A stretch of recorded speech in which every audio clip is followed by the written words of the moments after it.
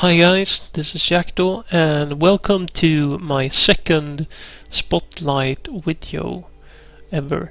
And this is a spotlight video about this tank, a very new tank on the game server or in the game, and it's called Marder 3.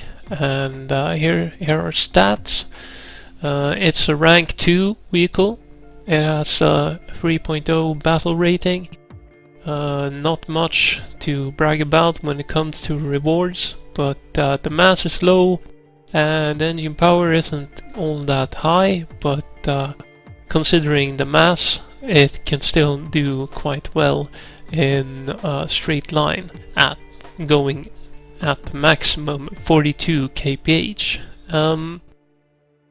It's not a bad tank really. As you can see here, it has a 76mm Pak 36 cannon. The R, it stands for Russian. So this is actually a Russian anti-tank gun that the Germans captured, and they put it like it was into a tank or an already obsolete tank. Actually, it comes from this tank, the Panzerkampfwagen 38T Ausfahrung F, and this was actually used by Sweden, by the way. That's why I have the Swedish flag on it. So this was the original tank, but once they came to Russia, the Germans found out that this was inadequate for battling Russian tanks. Initially it did quite well on the Eastern Front, but quite soon it came into some serious stiff opposition which this tank couldn't face and survive. So the remaining tanks that they had, they converted them into something useful that could battle these new tanks, hence the Marder series. And this is actually a tank destroyer. So let's have a quick look at the armor to see where this tank actually has some protection, and it seems like it has some protection right here and here. This is the part where the tank has the thickest armor, being 65mm thick, since it has some add-on armor and then rolled homogeneous armor below that, being 50mm, and then this plate is also 50mm. But the rest is soup thin. You can't rely on it, so you need to stay away from gunfire in this tank. It's an ambush tank and it's a pure tank destroyer, plain and simple. You can't defend yourself in this, and you need to be very lucky to survive a hit in this, unless the enemy hits you right here in the lower glacis or here in the upper glacis.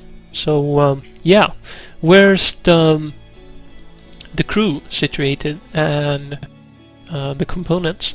So you have the machine gunner here on the left, quite on, and the driver on the the machine gunner is on the right side of the tank, and the driver on the left side. And behind them is the ammo located. You also have some ammo on the sides here.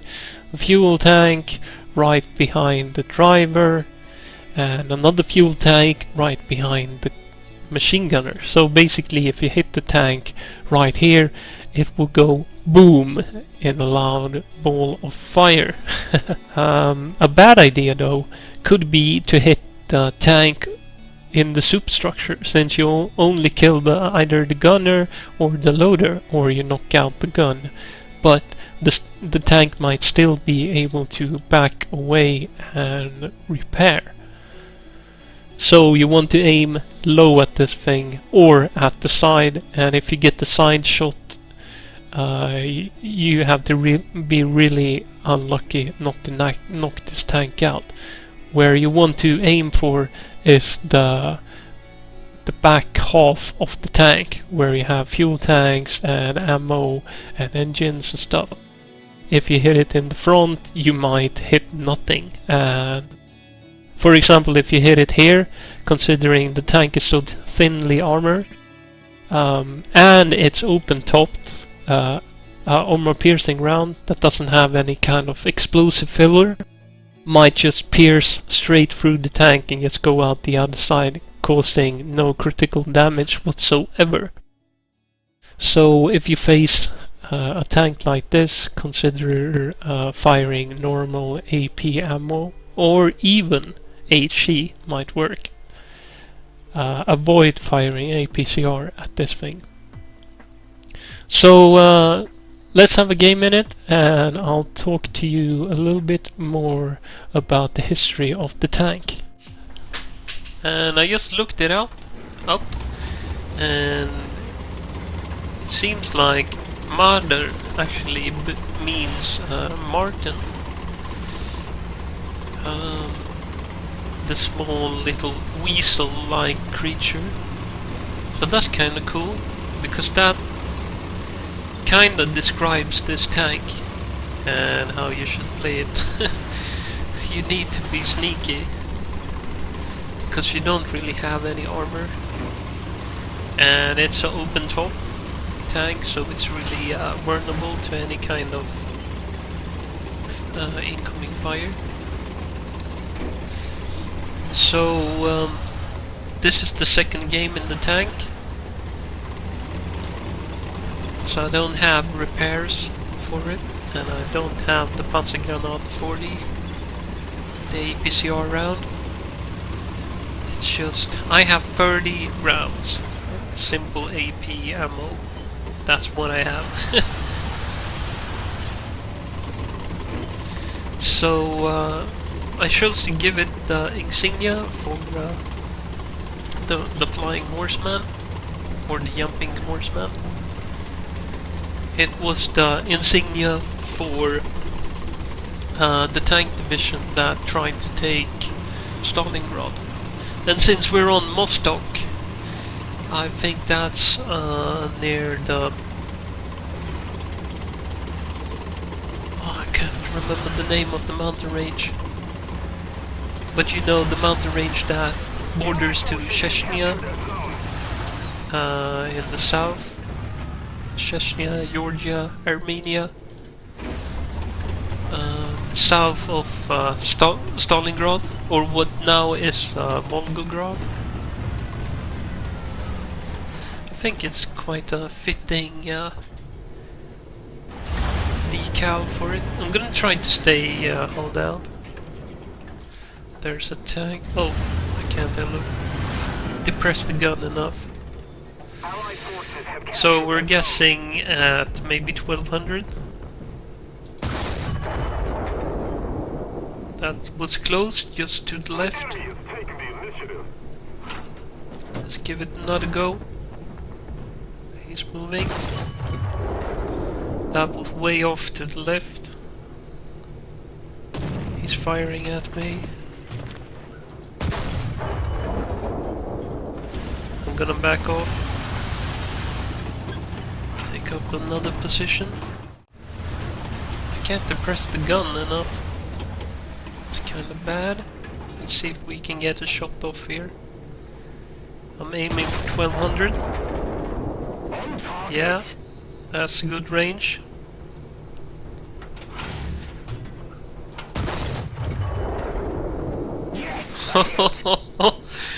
Get some. So, this tank was actually a response to... I'm gonna move down here a bit more, further down to the southeast, to the next couple of mounds here. This tank was actually a response to the Germans encountering the T-34 on the Eastern Front in 1941.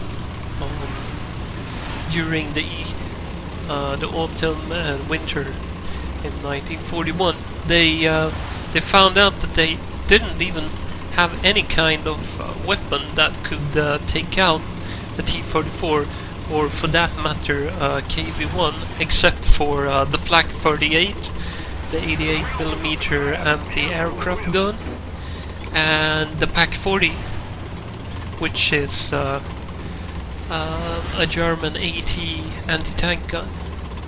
So what they did was that they took obsolete tanks that they have until that point used as light tanks or medium tanks, and they just converted them into tank destroyers.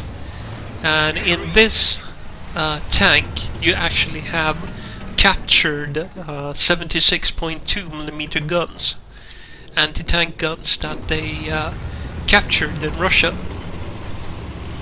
And I'm gonna do something stupid here. I'm gonna attack. This can be the death of me, but I want to entertain my viewers. So let's haul ass and hope for the best. So yeah, they had the Pak 40, the Flak 38, and captured T-34s to battle the enemy's T-34s with. So that was short. So they had to come up with something to battle the Russian T-34. So they built this thing out of obsolete Panzer 38 tanks. They also made Marder tanks out of the Panzer II, and that version is called Marder 2. And there's also Marder 1, where they converted Panzer I tanks into tank destroyers. And it was sufficient for the time being for battling the T-34. But eventually they just came up with a better design for taking out the T-34. Near missed there. Let's see whether we can lock this one in. Short, I would say. Or maybe it was long.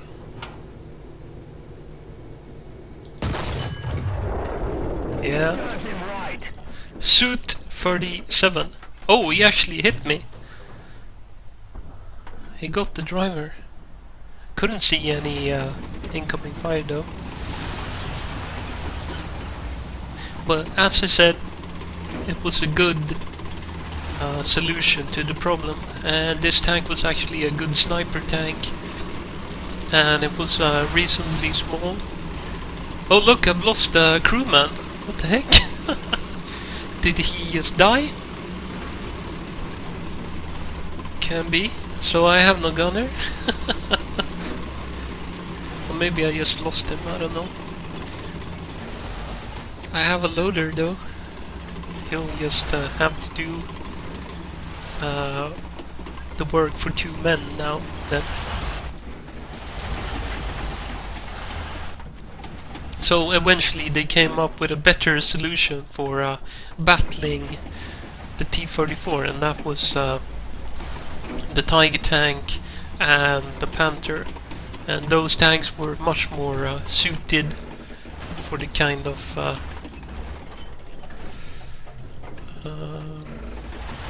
battles that they would have to fight on the Eastern Front, where you had masses of T-34s just attacking your position. And you see here, this tank couldn't really take any punishment, so you had to use it very carefully.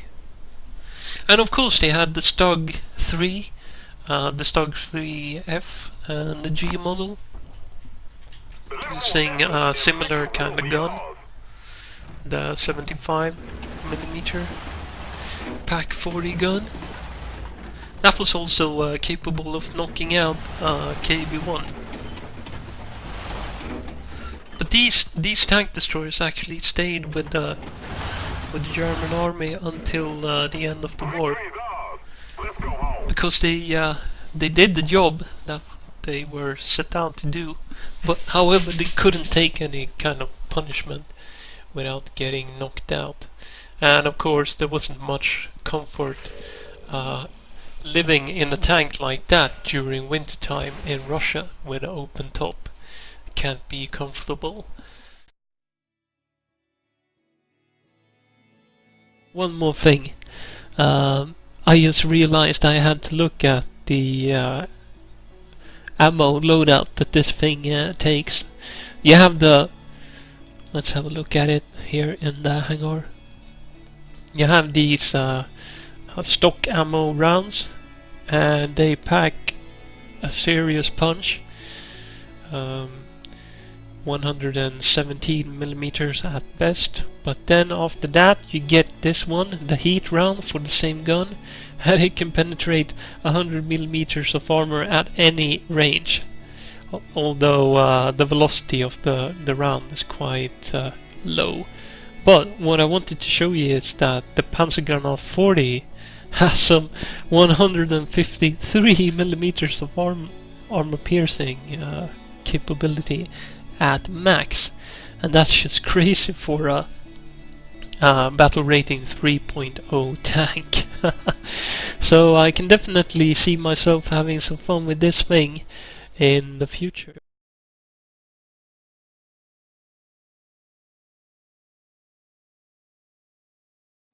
Another interesting thing about tank destroyers and their use of ammo, different kinds of ammo, was that tank destroyers actually had priority on these kinds of rounds, like heat rounds and APCR rounds. Normal tanks were expected to take on enemy fortified positions and such, and they had a much lower priority on the more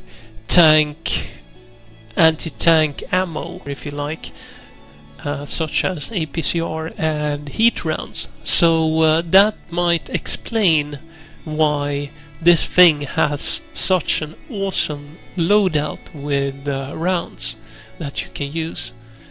Like the normal APCBC armor piercing composite ballistic capped shell that you get as a stock Marder will easily take out the KV-1, or not easily, it might struggle some, but up to ranges at about 500 meters you might be able to do damage on the KV-1, something that this tank was actually intended to do. So considering the battle rating and that you will mostly face, I don't know, 3.0, let's have a look at the Russian tanks, see what kind of tanks it will face.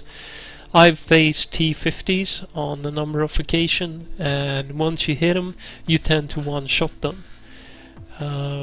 T-28, haven't encountered one of those yet, but you will definitely meet some of those. T-70, T-80s, Su-76s, of course. Perhaps the old Su-122. You will knock one of those out for sure. Here's where you start encountering some trouble. KV-1s. That's gonna be a difficult opponent for you, to say the least. And it's gonna be hard, but you can knock them out even with stock ammo if you're close enough. Of course, they will knock you out with the first round or the second, so you have to be careful and be sneaky about it.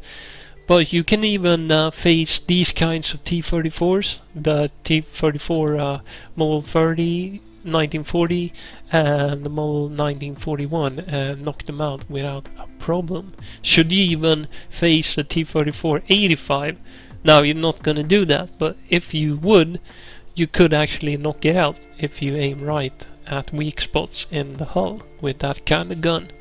Hell, you could even knock Su-152 out, or Su-85M if you had the chance to face them.